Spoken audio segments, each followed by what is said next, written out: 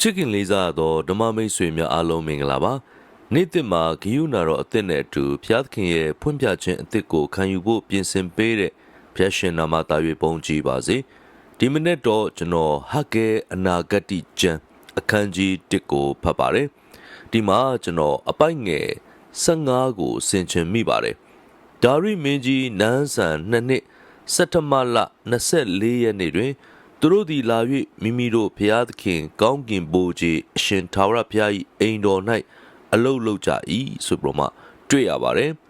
ဒီမှာကျွန်တော်ဘာအကြောင်းကိုအဓိကဆင်ခြင်မိလဲဆိုရင်ဘုရားသခင်ရဲ့စကားကိုနားထောင်ခြင်းအကြောင်းကိုစဉ်းစားမိပါတယ်အထူးသဖြင့်တော့ဒီဟဂ္ဂဲကဣသေလလူမျိုးတွေကိုဘုရားသခင်ရဲ့ဗိမာန်တော်ပြန်ဆောက်ဖို့ရန်အတွက်တတိပေးတာကိုတွေ့ရပါတယ်ဣသေလလူမျိုးတွေကဘုရားသခင်ရဲ့ဗိမာန်တော်နဲ့အမှုတော်လုပ်ငန်းတွေကို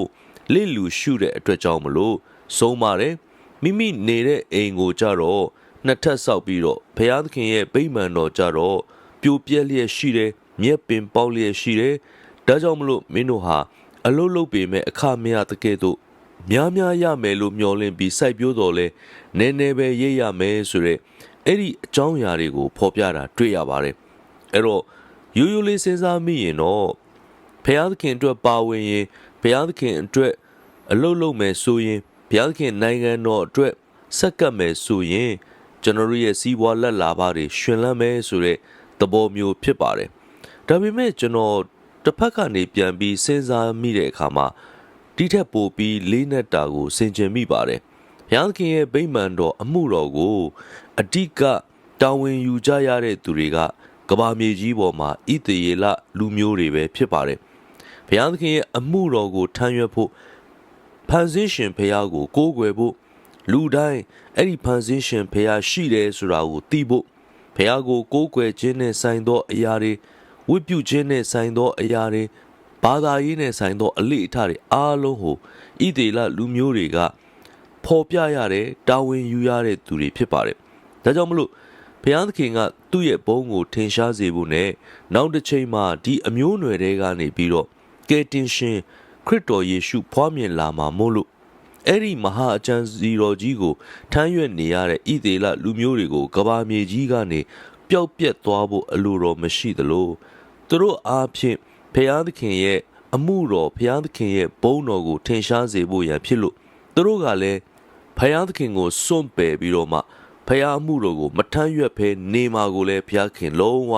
မကြိုက်ဘူးဆိုတာကိုတွေ့ရတယ်။ဒါကသူတို့အတွက်ဘုရားသခင်နဲ့ကြားတဲ့ကပရိညင်ဖြစ်ပြီးတော့ဘုရားရဲ့မဟာအမှုတော်မြတ်ကြီးအတွက်အရေးကြီးတဲ့သူတွေဖြစ်တယ်။ဒါကြောင့်မလို့သူတို့တွေကိုဘုရားသခင်ကသူ့ရဲ့အမှုတော်ကိုပြန်လှုပ်စေဖို့သူ့ရဲ့အမှုတော်ကိုပြန်ပြီးတော့မှဂရုစိုက်စေဖို့ရန်အတွက်ဟဂ္ဂဲအားဖြင့်တတိပေးတယ်ပြီးတဲ့အခါမှာသူတို့တွေ့ကြုံနေရတဲ့ပြဿနာတွေကိုလည်းဘုရားသခင်ကတာဝန်ယူဖြေရှင်းပေးမယ်လို့ပြောချင်တာဖြစ်ပါတယ်လူတိုင်းလောကမှာအသက်ရှင်တဲ့အခါမှာစာဝတ်နေရေးခက်ခဲတာမှအစမျိုးမျိုးသောပြဿနာကြုံတွေ့ရမှာပဲလောကရန်တရားနဲ့ဘယ်သူမှလွတ်တဲ့သူမရှိဘူးသို့တော်လည်းပဲဣသေလလူမျိုးတွေအတွက်ကတော့ဒီလောကရန်တရားတွေကြုံတွေ့နေရပါလေစေဘုရားသခင်ရဲ့အကြံစီတော်နဲ့ဘုရားသခင်ရဲ့အမှုတော်ကိုမမေ့မလျော့ထမ်းရွက်နေမယ်ဆိုရင်ဘုရားသခင်ကတာ၍များပြားတဲ့ကောင်းကြီးကိုပေးမယ်ဆိုတဲ့အတိတ်ပဲဖြစ်ပါတယ်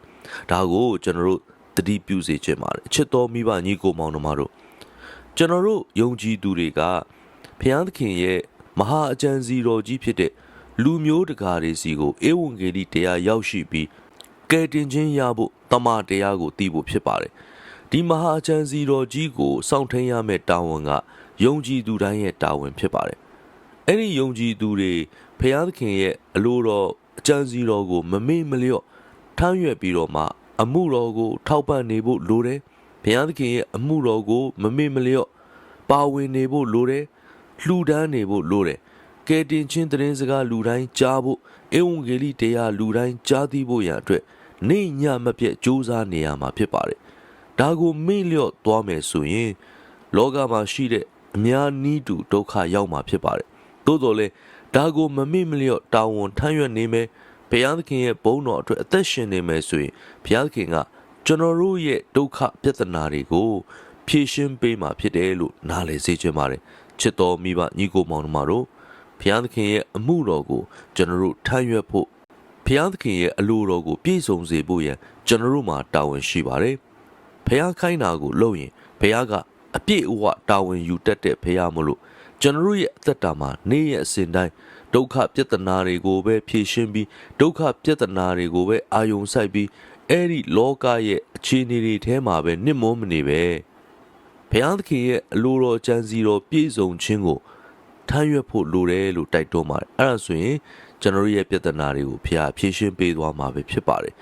ဘုရားသခင်ရဲ့အလိုတော်ကိုစောင့်ရင်ကျွန်တော်ရဲ့အလိုကိုဘုရားသခင်ကပြည့်စုံစေသွားမှာပဲဖြစ်ပါတယ်ဒါဟာတမန်တရားရဲ့နိယာမပဲဖြစ်တယ်လို့တိုက်တွန်းခြင်းပါတယ်ဖျာရှင်ကောင်းကြီးပေးပါစေဆုတောင်းကြပါစို့ကောင်းမြတ်သောဘုရားကိုရောကိုယေရှုတင်ပါတယ်ဒီနေ့နှုတ်ကပတ်တော်အတွက်ယေရှုတင်တယ်ကျွန်တော်ရဲ့အသက်တာမှာဘုရားရဲ့အမှုတော်ကိုတာ၍ထမ်းရွက်နိုင်စေဖို့ကိုရောမဆတော်မူပါကိုရောရဲ့အလိအလာအကြံစီတော်ကိုတာ၍နားလည်စေပါဘုံကြီးခြင်းဂုဏ်ပြုခြင်းအလုံးစုံကိုကိုရောလက်မှာအပ်ပါတယ်ဘုရားခင်အလိုတော်ဒီကောင်းကင်ဘုံမှာပြည့်စုံတယ်လို့ဤမြေကြီးပေါ်မှာပြည့်စုံပါစေကျွန်တော်ရဲ့အသက်တာမှာလည်းပြည့်စုံပါစေအမှုတော်ကိုကြားပြောကြတော်သူအရောက်တိုင်းရဲ့ပြဿနာများကိုကိုဖြေရှင်းပေးပါဧဝံဂေလိတရားကိုဟောပြောကြတော်သူတွေရဲ့အသက်တာလိုအပ်ချက်များကိုဖြည့်ဆည်းပေးပါ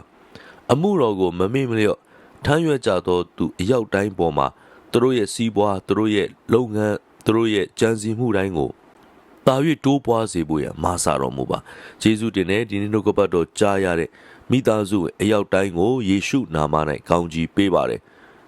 ကြားနာတဲ့သူအရောက်တိုင်းဟာဒီနေ့ကစပြီးနောက်နေ့ရက်ကာလတွေမှာမိမိရဲ့ပြဿနာအခက်အခဲတွေကိုသာအာယုံမစိုက်ပဲဘုရားသခင်ရဲ့အလိုတော်ကိုအာယုံစိုက်အမှုတော်ကိုအာယုံစိုက်တတ်ဖို့မာစာတော်မူပါထိုနည်းအားဖြင့်သူတို့ရဲ့ပြဿနာတွေကိုဘုရားသခင်ပြေလည်စေမယ်ဆိုတာကိုသိမြင်စေတော်မူပါမုတ်ဆိုးမများမိဘမဲများကလေးသူငယ်များမှအစ၍လူငယ်လူရွယ်များစစ်ဘေးတိုင်းတဘာဝဘေးအန္တရာယ်ကြောက်ရောက်ခြင်းခံစားနေရတဲ့သူအရောက်တိုင်းကို